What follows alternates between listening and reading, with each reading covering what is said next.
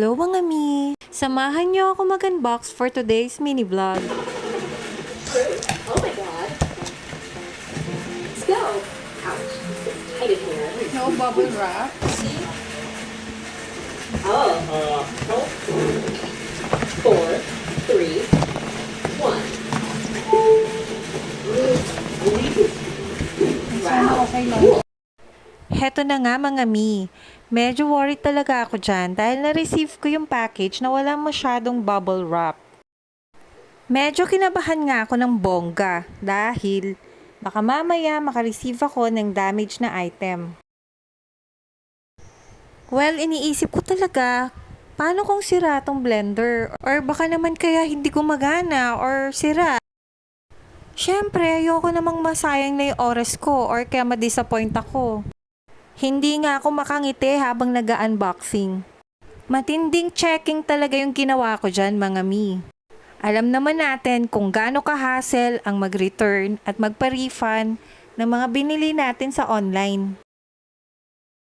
At yun na nga, first time ko rin talaga makareceive ng package na walang masyadong kahit anong protector or bubble wrap. Buti na lang talaga ay wala namang naging problem sa blender. Kaya lang, kailangan pa rin nating ma-check kung gumagana talaga siya mga mi. Madami-dami talaga akong pinagpilian na brand. Dahil syempre, gusto ko sana yung pasok sa Team Puti at Team Kahoy mga mi. Meron din akong ibang gusto na pasok sa Team Puti, kaso kapag nakita mo na may mga bad reviews, syempre magdadalawang isip ka talaga.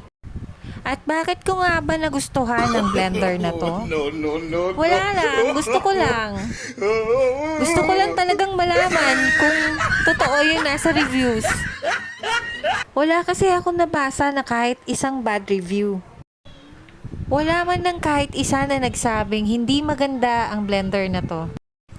Highly recommended din daw ito ng ibang mga vlogger na may mga coffee shops, kaya ito talaga yung napili ko.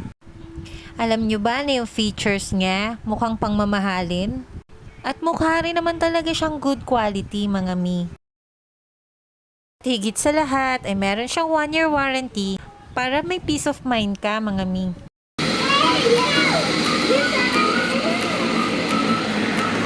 See? Oh, papa. Okay, Okay, go. This. That's false. Oh! What did that do? So it can blend up to the top area when you press the pulse. Oh, see? It's blending over the top. I wanna try. But just press it. Oh, see? It's enough. Okay, is it working? Okay. Okay, guys. Wait. Just stay inside this, okay? Man, this choice milk.